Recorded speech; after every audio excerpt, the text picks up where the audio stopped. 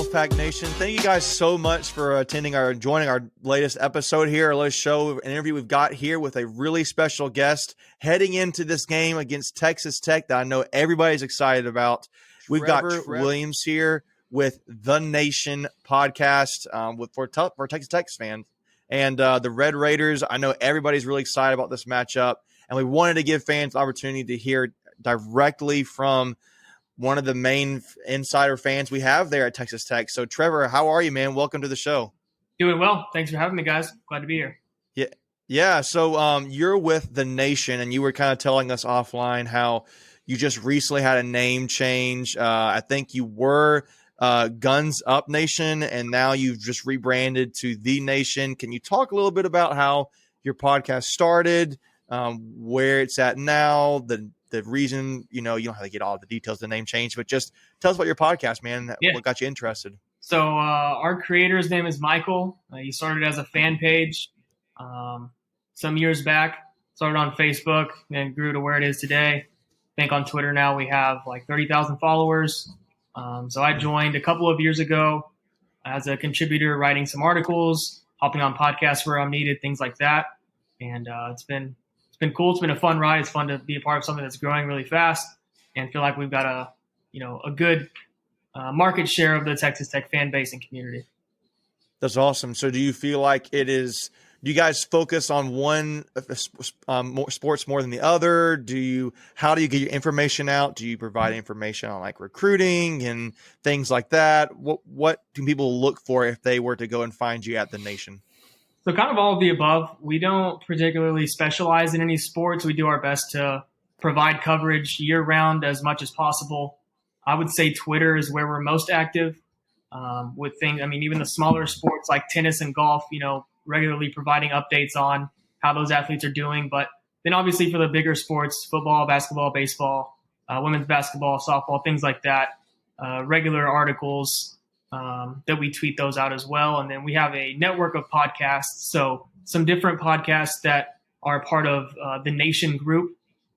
Some of them, like we've got one this year that's doing tailgates only. So they're broadcasting live from the tailgate scene, going around to different tailgates and getting some cool, fan interactions there. So kind of all of the above, man. We don't specialize in anything. Anything Texas Tech related, we'll get into it. That's awesome. So can we expect to have a Texas Tech tailgate live stream coming in from Carter Finley Stadium this upcoming weekend? That's a great question. I'll have to get with those guys and ask, but I don't know if they're doing road games, but if they are, that would be really cool. All I've seen on Twitter this week is how excited the NC State fan base is to have a night game. I saw maybe somewhere as a blackout potentially. Sounds like it's going to be a good time. Well, the team's definitely going to be wearing their black jerseys. I don't think they asked the fans to wear all black or anything like that, but it'll be a fun game for sure. Yeah. So, but Michael, you got anything for him? Yeah, no, thanks for coming on. Like Macon was saying, if you do an away game, this would be a good one to do. We take pride in our tailgating. We've got a guy on Tuffy Talk, Greg, that he's very proud of his tailgates and his tailgate menu every week. So, nice. Definitely would be a good one to come to if you can't make it this year at some point. Yeah.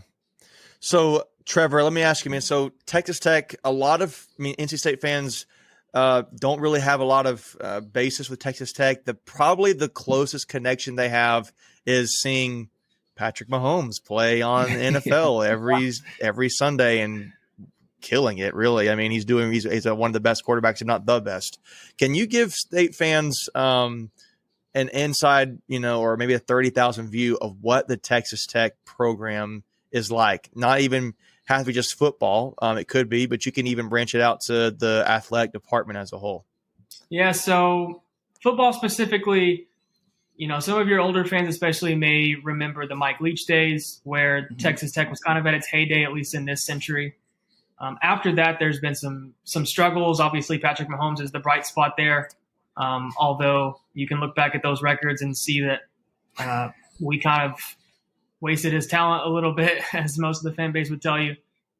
But as far as the athletics department as a whole, I think there's a vibe within the community and within the fan base over the last 5 or 6 years, it's on an upward trajectory, and it's across all sports. There's a track and field national championship. Small things like getting to the national championship in the basketball game. Men's basketball was huge. The baseball team is a regular in Omaha, hosting super regionals and hosting regionals almost every year.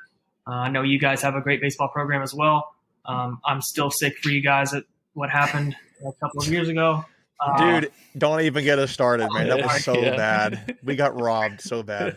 But it seems like everything's on an upward trajectory, and the one thing that was lacking seemed to be the football program. And our athletic director Kirby Hocutt has a pretty strong track record of good hires. In basketball, went from Chris Beard to Mark Adams, great coach, which both look like home run hires. On baseball, we've got Tim Tadlock, former Texas Tech shortstop that, like I mentioned, has led our baseball team to some very high highs. And then with the football program, it was kind of lacking. Hired Matt Wells, which didn't pan out. But here with the Joey McGuire hire, I'm sure your fan base and you guys aren't in the Texas Tech Twitter neck of the world. But man, there's a different juice to it this year. And, maybe you guys can relate because NC State seems to be, obviously ranked in the top 15 right now. You got some juice behind you, but it really feels like there's some energy in the fan base. There's some energy with the team.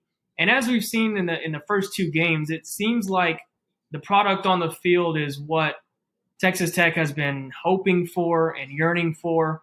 And head coach Joey McGuire had a ESPN Plus series this offseason called The Brand. And one of his big things is really just establishing a brand for Texas Tech, and something I think that we can all agree with. And it looks like through the first 2 games that they are finally getting a brand established. Results to come. This is year 1 that, obviously nobody's expecting a conference championship or anything like that this year, but establishing a brand and, playing tough, hard-nosed football seems to be back in Lubbock. And so the fan base is really excited. Yeah. So when you say the brand there, so is that hard-nosed football? Is that the brand, the identity of this program that you see Joey McGuire wanting to bring, or is it a little bit more than that? That's a great question. They have a saying called "Take 3." They want 3 turnovers from the defense every game. Obviously we have Kitley, who came from Western Kentucky, with Bailey Zappi last year, breaking all of those passing records. So on the offensive side, it may not be hard-nosed, lining up in the I formation and running down your throat, but there's some aspects to the team and the defense that we haven't seen in some years in Lubbock. That's awesome.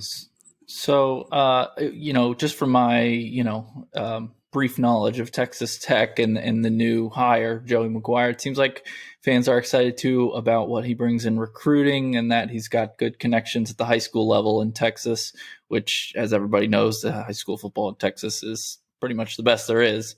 Sure. So could you talk a little bit about him from that angle?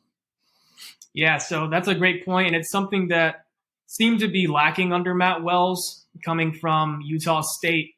Didn't seem like he had the connections in Texas to be able to flip these guys from the TCUs of the world that we're doing now. The UTs, the A&Ms, things like that, where we have an actual chance of getting these guys to come to Lubbock. Obviously with Joey McGuire, he was at Cedar Hill for many years, a few state championships, and then went to Baylor and was under Matt Rule and Dave Aranda there. I'm sure you well know. But it seems that his connections are laying the groundwork and the foundation for what's to come, and establishing some of these relationships and, forging the relationships with the high school coaches that he already has in place, and getting the best athletes that he can to Texas Tech. Yeah.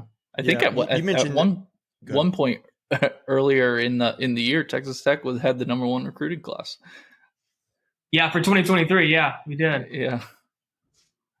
That's awesome. So you guys are really bringing a lot of that talent there. Obviously, Texas is really strong. And you mentioned that hard-nosed football coming. I know Dave Doran, he's kind of had this brand here at NC State that he's established called Hard, Tough, Together. And he's kind of got this HTT kind of thing. I mean, he had this really, really nice quote back in 2014 talking about NC State where and I'm going to kind of read it, but he said, this is a blue collar school. This is a work ethic, hands in the dirt school. It's an agricultural school. It's a textile school. It's an engineering school. Yeah. It's founded by tough people, and that's what this football team will be. And that's kind of embodied where State fans are. And when you say that, it kind of sounds similar to what Dave Doran wants to do with his program, that Joey McGuire wants to do with Texas Tech. So in the first two games, how have you seen that play out with Texas Tech so far? I mean, we watched the game against Houston, kind of caught the end of that and watched the highlights back. That was an exciting game, I would say, for Texas Tech fans. Absolutely. And just to go back on one of your points for just a second, so that little saying that you said that NC State has, there is something similar that I forgot to mention with Texas Tech, pump jack mentality. You may see the team travels with a miniature pump jack. And for any of your fans that maybe aren't as familiar with the oil industry, Lubbock out there in West Texas is surrounded by lots of farmland and lots of oil. And so it's kind of similar blue-collar vibe where they want to represent the university and the surrounding areas the best they can. And so the pump jack mentality is simply a euphemism for the pump jacks. They never stop. They're going all night, 24/7. So it's kind of a similar thing where it's just, a grinding team, a team that doesn't give up, has an edge, that kind of thing. So, perfect point there. It does sound like, Texas Tech and NC State have some similarities in that regard at least. But as far as the Houston game goes, it was a crazy thriller. It felt like at multiple points in the game, Texas Tech had lost. There was there were a few play calling decisions late in the fourth quarter and then in overtime as well. Maybe a little puzzling, some things that didn't go our way exactly, but like I said, put the nose of the grindstone and came through. There was a 4th and 20 in overtime. It was, could have been the end of the game there. And, I saw that play. That was a nice play. Donovan ended up scrambling, finding somebody coming up across the middle. When the quarterback scrambles, anything can happen. And so got lucky there, had a guy come open late. And then, shout out to the defense in the second overtime for forcing a field goal from Houston that was allowed the offense to get a touchdown in there and get the win. Yeah. Before we continue, I want to take a quick second to tell you about our sponsor, Flightland's Jessup Insurance Group, that has your whole world covered, with agents in 5 offices throughout eastern North Carolina to help you decide how much coverage you need. Offering policies for home and auto, recreational vehicles, commercial, crop, health, life, and employee benefits. They are able to combine options to find a comprehensive solution that works for you. Flightland's Jessup protects the things you love so you can spend less time worrying and more time enjoying them. Find them on Facebook and Instagram at Flightlands Jessup. You can also visit their webpage at www.flightlandsjessup.com. So please make sure to go and check them out. Yeah, I just thought I thought Texas Tech's shown some promise here this season. I know they're getting fringe top 25, votes and those kind of things. And you mentioned where NC State fans feel this season. I mean, there seems, you mentioned the extra, I think the word was juice there.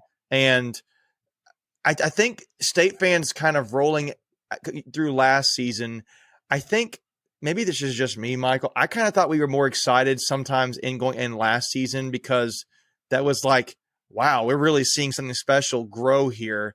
And then you saw it end abruptly in a way I don't think it should end in college football with we had the bowl game we're going to play against UCLA, and the day of the game, UCLA just says, peace, we're not playing the game. And State couldn't find that game. That they were probably favored. They were favored to beat UCLA. It would have given them the 10th win in this season, which has only happened one other time in school history. Wow. And they feel like they got robbed, I think, for having a special season. So going into this season, you have so many players coming back that they're excited about it, but there's more like they're kind of ticked off, I think, that they didn't get to have that. And so when you say juice, I think you got a lot of senior leadership, but there is that there. I think it's more like we know we can do it. Yeah. Just go do it. And with Joey McGuire being a new coach, I'm curious. You mentioned Kitley, high dynamic offense coming from Western Kentucky. Can you talk a little bit about that? I think everybody thinks about the air raid concept, I think, at Texas Tech. Do you see the same tendencies? How is it different now with McGuire? What are your thoughts on that? Yeah, so there are some similarities in the fact that, and especially with Donovan Smith, and we saw him last year. He came in, he was a backup last year as well, ended up starting the back half of the season, did pretty well for us, led us to victory in the bowl game against Mississippi State as, I think, almost 2 touchdown underdogs. And Donovan likes to press downfield, and so you'll see him. He'll take some deep shots. We got some big receivers, Jaron Bradley, Loic Fungi. We got some big bodies that we can send down the field, and Donovan Smith will air it out. But there's also been, quite a bit of run schemes and some play action schemes as well that they've established. The biggest issue so far has been the offensive line, and it was known coming into the season that might be a weaker point with not a whole lot of depth. So we've got some injury issues on the O-line, and then just some younger, inexperienced players as well. So that was a tough part of the Houston game. One of their defensive ends, I don't know if you saw him, Parrish, number 0. I think he had 4.5 sacks, 5 sacks maybe, just eating it up over there from the blind side on the left side. So need to get that left tackle spot shored up. I'm sure that going into such a big game like this, there will be some extra protection and maybe keeping a running back in to help chip off that. But no, we're definitely seeing the Kittley style offense. I think we scored on like the second play from scrimmage in the first game. It was a refreshing sight for everyone to see, coming from the past few years of Matt Wells and David Yost, and those they weren't as pleasing as Texas Tech fans were used to, especially coming from Mike Leach and coming from Cliff Kingsbury, when we had Mahomes. And granted, we may go 6-6, but in the 6 losses, likely to score 40-plus points. So, for the fan base, at least it's an exciting game. And then, under the Matt Wells regime, it was a lot less voluminous in the scoring category. So, we're definitely seeing some changes early on here. That's cool. Yeah, I've always been excited about that with when it comes to the offense, just seeing the guys really take the shots downfield. I like that. I saw that from Texas Tech. I just think it's interesting in this series, I guess. Or let me phrase it this way: going into this game, how do Texas Tech fans are they feeling? Are they confident? Are they nervous? Is it optimistic, pessimistic? I mean, what are your thoughts about how they view this game? Because you got 2 nice wins, particularly one over Houston, which you beat Murray State convincingly, 63-10. How are you guys feeling about this? Because you mentioned obviously Houston, you thought there was a points you might have lost the game. Yeah. So I'm just curious where the fan base is right now emotionally. Megan, I'll be brutally honest with you.